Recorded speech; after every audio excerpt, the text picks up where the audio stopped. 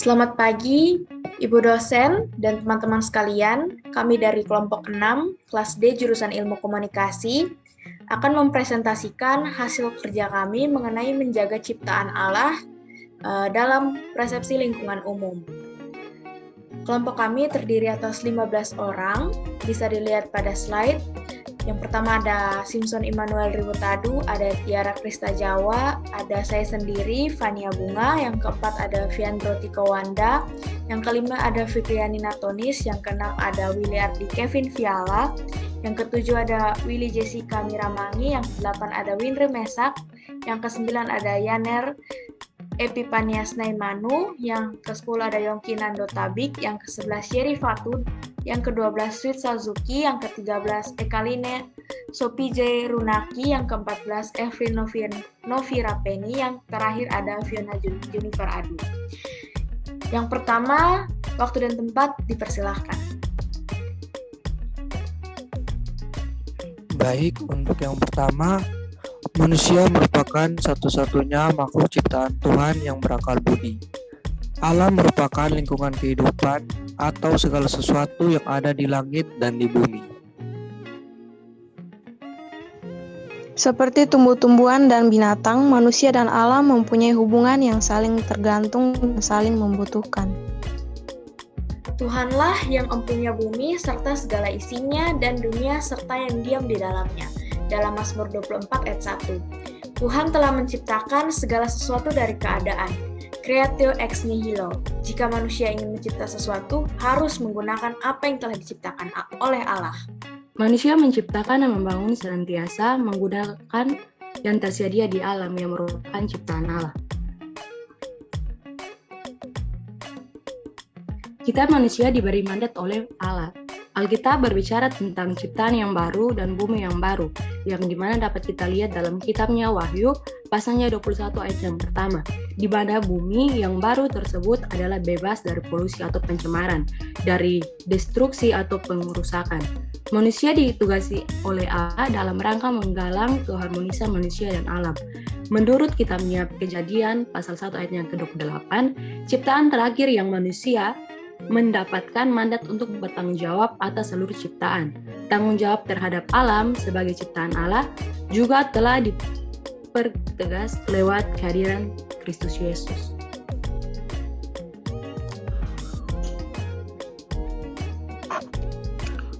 Kondisi keadaan zaman sekarang bisa dilihat di slide berikut. Yang pertama itu ada polusi udara, suatu kondisi yang di mana kualitas udara menjadi rusak dan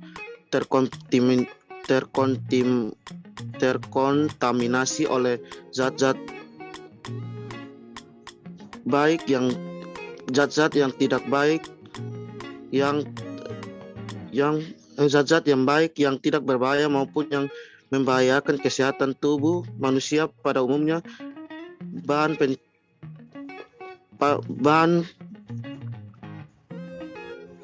pencemaran udara adalah berupa gas-gas beracun. Yang kedua itu ada penangkapan hewan liar. Hewan-hewan yang terdapat di hutan akan punah apabila mereka terus ditangkap dan dibunuh. Yang ketiga, perusakan hutan. Perusakan hutan tersebut bisa mengakibatkan keseimbangan ekosistem yang terganggu.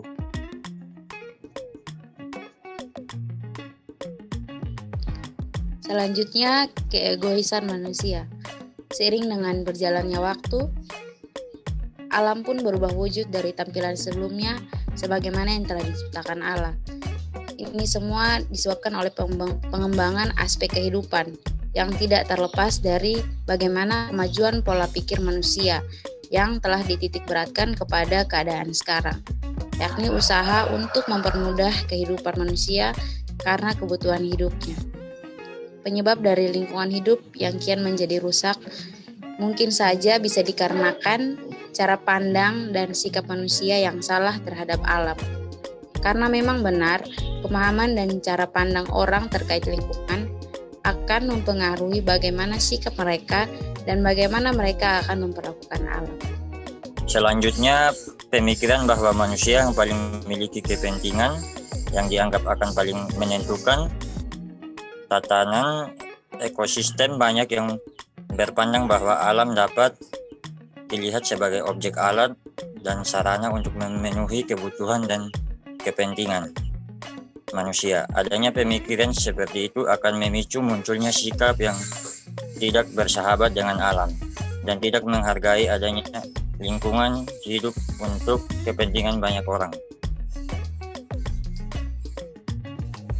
Krisis lingkungan hidup yang dialami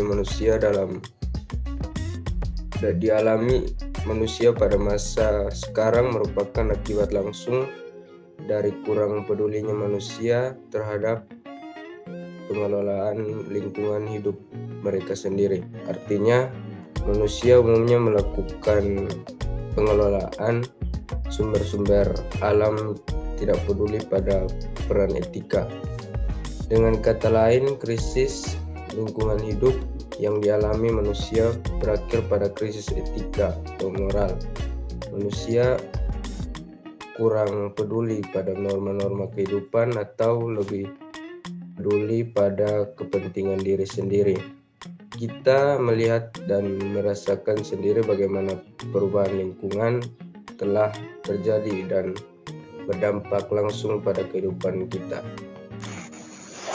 Secara teologis, kita dapat dikatakan bahwa manusia dan alam adalah ciptaan, properti, dan bait Allah. Semuanya itu berada dalam suatu hubungan perjanjian dengan Allah. Barang siapa yang merusak alam, maka ia merusak hubungan perjanjian itu. Di samping itu, segala kegiatan pengrusakan alam akan mendatangkan kerusakan pada hidup umat manusia. Selanjutnya, strategi menjaga ciptaan Allah di lingkungan umum. Step yang pertama, tidak membuang sampah sembarangan di lingkungan umum, baik itu di angkutan umum, kantor, dan tempat umum lainnya. Step yang kedua, lebih menggunakan transportasi umum dibanding pribadi agar mengurangi polusi dan kemacetan. Step yang ketiga, tidak merusak tanaman sekitar dengan membuang puntung rokok sembarangan. Step yang keempat, mengganti sedotan sekali pakai dengan sedotan yang bisa di-reuse kembali. Step yang kelima, menerapkan reuse dan recycle. Step yang keenam, menyuarakan kampanye kebersihan lingkungan, penebangan dan pengerusakan hutan dan penebangan hewan langka. Sebagai pencipta, Allah sesuai rencananya yang agung telah menciptakan segala sesuatu sesuai dengan maksud dan fungsi. Masing-masing dalam hubungan harmonis yang terintegrasi dan saling mengaruhi antara yang satu dengan yang lainnya. Sebab semua ciptaan berharga di mata Tuhan. Jadi sikap eksploitatif terhadap alam merupakan bentuk penodaan dan perusakan terhadap karya Allah yang agung itu. Berdasarkan pandangan umum maupun pandangan agama Kristen tentang alam semesta, lingkungan hidup, maka setiap orang memiliki tanggung jawab terhadap kerusakan lingkungan hidup berdasarkan pemahamannya. Setiap pandangan memiliki dasar tanggung jawab etis terhadap kerusakan hidup.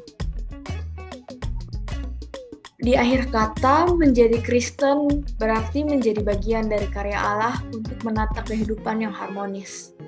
Keikutsertaan dalam melestarikan alam bukan lagi harus dilakukan sebagai bentuk formalitas semata, taat negara atau ikut-ikutan masyarakat sekitar, tetapi dilaksanakan sebagai bentuk kesadaran dan tanggung jawab umat Kristen sebagai umat ciptaan Allah, yang bisa dimulai dari menyadarkan diri sendiri, berlanjut ke lingkungan sekitar, lalu masyarakat luas.